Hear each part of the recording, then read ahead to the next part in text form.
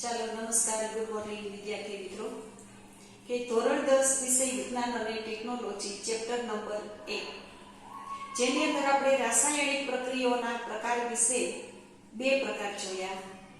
જેની અંદર આપણે પહેલો પ્રકાર જોયો તો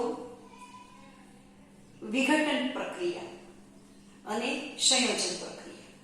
હવે ત્રીજી આપણી પાસે રાસાયણિક પ્રક્રિયાનો પ્રકાર છે વિસ્થાપન પ્રક્રિયા. વિસ્થાપન એટલે એને દૂર કરવું અથવા તો છૂટું પાડવું.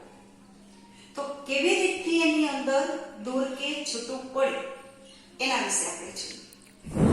તો કે કોઈ એક વધારે સક્રિય ધાતુ હોય, વધારે સક્રિય ધાતુનો ટુકડો ઓછી સક્રિય ધાતુના દ્રાવણમાં ઉમેરીએ તો જે વધારે સક્રિય ધાતુ છે એ આપણું જે દ્રાવણ છે એની સાથે સંયોજન કરી અને ઓછી સક્રિય ધાતુ છે એને એમાંથી દૂર કરશે. તો આવી જે પ્રક્રિયા હોય એને આપણે વિસ્થાપન પ્રક્રિયા કહીશું. તો આને સમજવા માટે આપણે પ્રયત્ન કરીએ કે આપણે જાણીએ છીએ કે લોખંડની ખીલી આયન અને બીજું આપણે એક દ્રાવણ લેશું કોપર સલ્ફેટ. તો આયન અને કોપર આ બંનેમાં આયન છે એ વધારે સક્રિય છે, જ્યારે કોપર છે એ ઓછું સક્રિય છે. તો આપણે જોઈએ વિદ્યાર્થી મિત્રો કે આને સમજવા માટે આપણે પ્રવૃત્તિ કરીશું. તો લોખંડની 3 ખીલી લેવાની, એને કાચ પેપર વડે આપણે ઘસી નાખીશું. પછી 2 કસનળી લઈશું. 2 કસનળીની અંદર 10 ml આપણે કોપર સલ્ફેટનું દ્રાવણ લેવાનું છે. 3 કસનળીમાંથી 2 કસનળીને આપણા પાઠ્યપુસ્તકમાં આકૃતિમાં બતાવ્યા પ્રમાણે આ 2 ખીલી છે એને આપણે દોરીથી બાંધી અને આપણે 2 કસનળી, જેને એકને A અને બીજાને B નામ આપેલું છે, તો આ એક કસનળીની અંદર આપણે 2 ખીલી દોરી વડે બાંધી અને એને આપણે લટકાવીશું. હવે થોડા સમય પછી આપણે એનું અવલોકન કરવાનું છે. તો શું થશે? તો કે કોપર સલ્ફેટના દ્રાવણની અંદર આપણે જે લોખંડની ખીલી નાખીએ છીએ, તો કોપર સલ્ફેટના દ્રાવણનો રંગ આકૃતિની અંદર તમે જોઈ શકો છો કે કોપર સલ્ફેટના દ્રાવણનો રંગ છે એ તમને વાદળી રંગ જોવા મળે છે.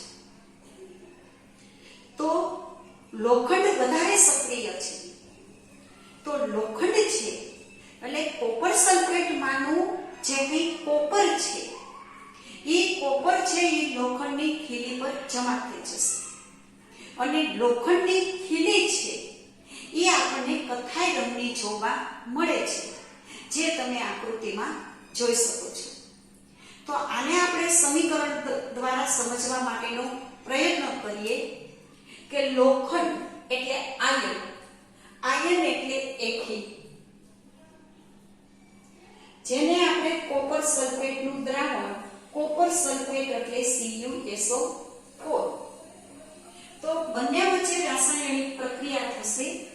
રાસાયણિક પ્રક્રિયા થઈ અને આયન સલ્ફેટ એટલે AgSO4 લોખંડ છે સલ્ફેટની સાથે સંયોજન કરશે અને પ્લસ આમાંથી કોપર એટલે Cu છે એનું વિસ્થાપન થશે એટલે દૂર થશે. અહીંયા આ આયન એટલે લોખંડ જે ઘન સ્વરૂપે છે એટલે આપણે S લખીશું. CuSO4 એટલે કોપરનું જલીય દ્રાવણ છે, જેના માટે આપણે એક Q શબ્દ લખીશું. AgSO4 જલીય દ્રાવણ છે એટલે એક Q અને કોપર છે એ આપણને ઘન સ્વરૂપે પ્રાપ્ત થશે. તો અહીંયા આગળ વિદ્યાર્થી મિત્રો કે આ લોખંડ છે એ કોપરની સરખામણીમાં વધારે સક્રિય છે, એટલે સલ્ફેટ સાથે લોખંડ છે એ સંયોજાય છે અને કોપર છે એમાંથી આ દ્રાવણમાંથી કોપરને દૂર કરે છે. તો આવી જે પ્રક્રિયા છે જેને આપણે વિસ્થાપન પ્રક્રિયા કહેશું. હવે વિસ્થાપન પ્રક્રિયા માટેના આપણે કેટલાક બીજા ઉદાહરણો જોઈએ. તો બીજું ઉદાહરણ આપણે જોઈએ કે દાખલા તરીકે ઝીંક છે જે કોપર કરતા વધારે સક્રિય છે. તો ઝીંક પ્લસ કોપર સલ્ફેટ, તો Zn+CuSO4. તો આમાં આ જ પ્રમાણે થશે કે ઝીંક છે એ સલ્ફેટ સાથે સંયોજન કરી અને ઝીંક સલ્ફેટ બનાવશે અને કોપર છે જેનું એમાંથી વિસ્થાપન થશે એટલે દૂર થશે.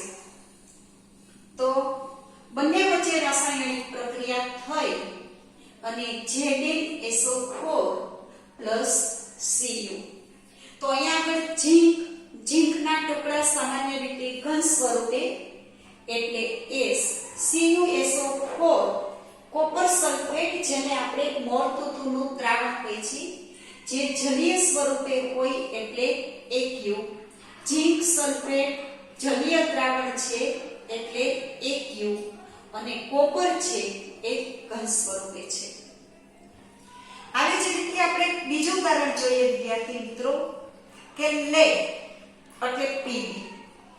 આ કેલ્શિયમ આપણી પાસે કે એને કોપર ક્લોરાઇડના દ્રાવણમાં ઉમેરીશું. Pb પ્લસ કોપર ક્લોરાઇડ એટલે CuCl2. હવે આ બંને વચ્ચે રાસાયણિક પ્રક્રિયા થશે ત્યારે કોપર કરતા લેડ છે એ વધારે સક્રિય છે. તો લેડ ક્લોરાઇડ બનશે અને કોપર છે એમાંથી એનું વિસ્થાપન થશે એટલે દૂર થશે. તો આ પ્રક્રિયામાં આ PbCl2 પ્લસ કોપર છે એનું વિસ્થાપન થશે.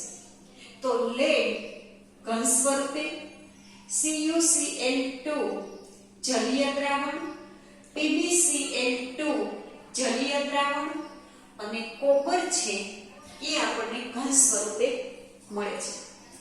તો આ આપણે આ જે કંઈ ત્રણેય ઉદાહરણ જોઈએ જેની અંદર કોપર કરતા આયર્ન વધારે સક્રિય છે, કોપર કરતા ઝીંક અને લેડ આ વધારે સક્રિય છે. એટલે ઓછી સક્રિય ધાતુના દ્રાવણમાં વધારે સક્રિય ધાતુનો ટુકડો ઉમેરવાથી ઓછી સક્રિય ધાતુ દૂર થાય છે. આ પ્રક્રિયાને વિસ્થાપન પ્રક્રિયા કહેવાય. અને વિસ્થાપન પ્રક્રિયા વિશે આપણને પૂછે તો વ્યાખ્યા લખી અને આ ત્રણ સમીકરણ આપણે લખીશું એટલે આપણને વિસ્થાપન પ્રક્રિયા શું છે એનો ખ્યાલ આવશે. હવે વિદ્યાર્થી મિત્રો ત્યાર પછીની આપણી પાસે એક પ્રક્રિયા આવે છે દ્વિવિસ્થાપન પ્રક્રિયા. તો વિસ્થાપન અને દ્વિવિસ્થાપન આ બંનેમાં ડિફરન્સ શું છે?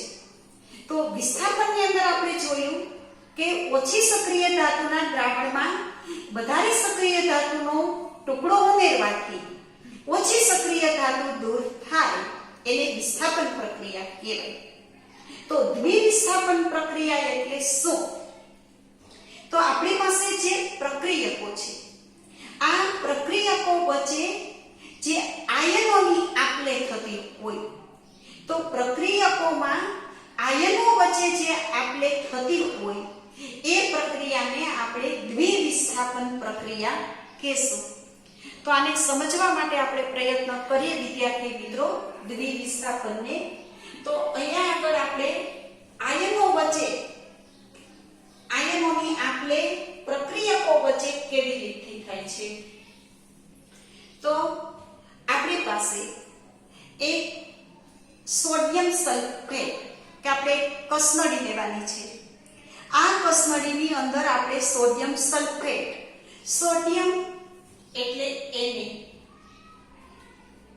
જેમની સંયોજકતા એક ધન સંયોજક, સલ્ફેટ SO4 જેની સંયોજકતા બે ઋણ સંયોજક છે.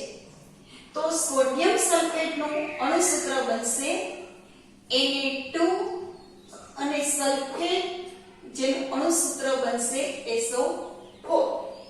તો એક કસનળીની અંદર આપણે સોડિયમ સલ્ફેટ એટલે Na2SO4 લીધું છે. બીજી કસનળી છે આપણી પાસે જેની અંદર આપણે બેરિયમ ક્લોરાઇડ લેવાનું છે. બેરિયમ ક્લોરાઇડ, તો બેરિયમ જેની સંજ્ઞા Ba અને બેરિયમ છે જેની સંયોજકતા 2 ધન સંયોજક છે. ક્લોરાઇડ એટલે Cl અને જેની સંયોજકતા 1 ઋણ સંયોજક છે. તો આની મદદથી આનું અણુસૂત્ર બનશે કે બેરિયમ છે એનો 1 સંયોજક અને ક્લોરીન એટલે Cl2.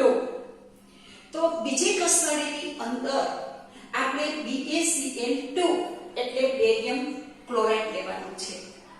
હવે આ સોડિયમ સલ્ફેટ અને બેરિયમ ક્લોરાઇડ આ બંને પ્રક્રિયકો છે. પ્રક્રિયકો એટલે પ્રક્રિયામાં ભાગ લેનારા તત્વો, જેને આપણે પ્રક્રિયકો કહીશું. તો આ બંને પ્રક્રિયકો વચ્ચે શું થશે? તો કે આયનોની આપ-લે થાય છે. કેવી રીતે થશે? તો વિદ્યાર્થી મિત્રો, પાઠ્યપુસ્તકની આકૃતિની અંદર આપણને આપેલું છે કે એક કસનળીની અંદર આપણે સોડિયમ સલ્ફેટ લઈ, બીજી કસનળીની અંદર બેરિયમ ક્લોરાઇડ લઈ, આ બંનેને આપણે એકબીજામાં મિશ્રિત કરીશું, ભેગા કરીશું. તો આ બંને દ્રાવણો છે એકબીજામાં મિશ્ર નથી થતા, પણ એની અંદર દ્રાવ્ય પૂરેપૂરા નથી થતા, પણ એની અંદર કંઈક આપણને થોડો ઘણો સફેદ ભાગ એટલે કે ઓગળા વગરનો કેટલો ભાગ જોવા મળે છે.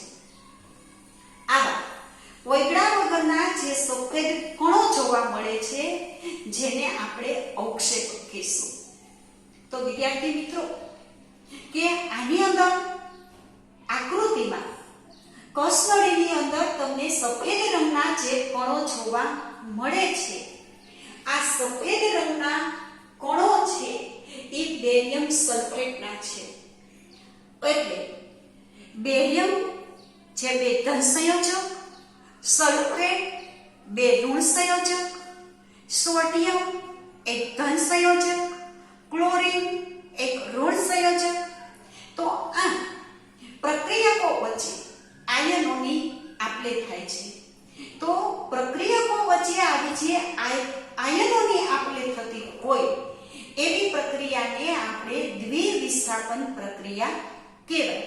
તો વિદ્યાર્થી મિત્રો, આને આપણે સમીકરણ દ્વારા સમજવાનો પ્રયત્ન કરીએ કે એક કસનળીની અંદર આપણે સોડિયમ સલ્ફેટ એટલે Na2SO4 સૂત્ર કેવી રીતે બન્યું એ આપણે જોઈએ.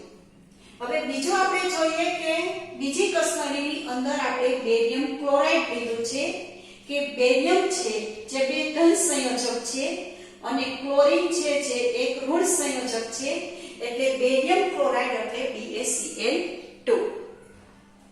હવે આ બંને પ્રક્રિયકો કહેવાય. પ્રક્રિયકો એટલે પ્રક્રિયામાં ભાગ લેનારા તત્વો. હવે આ બંને વચ્ચે રાસાયણિક પ્રક્રિયા થશે. રાસાયણિક પ્રક્રિયા થઈ અને બેરિયમ સલ્ફેટ બનશે, તો એનું અણુસૂત્ર છે BaSO4. અને પાછળ વધે છે આપણી પાસે સોડિયમ ક્લોરાઇડ. સોડિયમ ક્લોરાઇડ એટલે NaCl. ડાબી જમણી બાજુ સમીકરણને સંતુલિત કરવા માટે NaCl ની આગળ આપણે વર્ગ તરીકે 2 લેવા પડે. તો વિદ્યાર્થી મિત્રો, અહીંયા આગળ આપણી પાસે કસનળીની અંદર આ જે બેરિયમ સલ્ફેટ છે જે આપણને સફેદ અવક્ષેપ તરીકે જોવા મળે છે. તો આ સફેદ અવક્ષેપ તરીકે આપણને જે જોવા મળતું હોય, કોઈ પણ 2 દ્રાવણો એકબીજામાં સંપૂર્ણપણે દ્રાવ્ય ન થતા અવક્ષેપ સ્વરૂપે જોવા મળતા હોય એને અવક્ષેપણ પ્રક્રિયા કહેવાય. અને એક એક માર્કની અંદર પ્રશ્ન પૂછે કે બેરિયમ સલ્ફેટના અવક્ષેપ કેવા રંગના હોય છે, તો સફેદ રંગના હોય છે. તો અહીંયા આગળ પ્રક્રિયામાં આપણને શું જોવા મળેલું છે, તો કે આ બંને પ્રક્રિયકો છે, આ નિપજ છે. તો અહીંયા આગળ આ આપણી પાસે બેરિયમ જે બે ધન સંયોજક છે અને સલ્ફેટ એટલે SO4 જે બે ઋણ સંયોજક છે. તેવી જ રીતે અહીંયા આપણી પાસે સોડિયમ Na એક ધન સંયોજક છે, ક્લોરીન એક ઋણ સંયોજક છે. તો પ્રક્રિયકો વચ્ચે અહીંયા આગળ આપણી પાસે જે ધન આયન અને ઋણ આયન એટલે કે આયનો વચ્ચે આપ-લે થયું છે. તો આવી જે પ્રક્રિયા છે જેને આપણે દ્વિવિસ્થાપન પ્રક્રિયા કહેશું. અને વિદ્યાર્થી મિત્રો, આજનો આપણો હોમવર્ક છે વિસ્થાપન અને દ્વિવિસ્થાપન પ્રક્રિયા ઉદાહરણ સાથે સમીકરણ સહિત આપણે લખવાનું છે. અને આના પછીના લેક્ચરની અંદર આપણી પાસે હવે છેલ્લી પ્રક્રિયા છે ઓક્સિડેશન અને રિડક્શન. એ પ્રક્રિયાને સમજવાનો આપણે પ્રયાસ કરીશું. Thank you. ઓકે.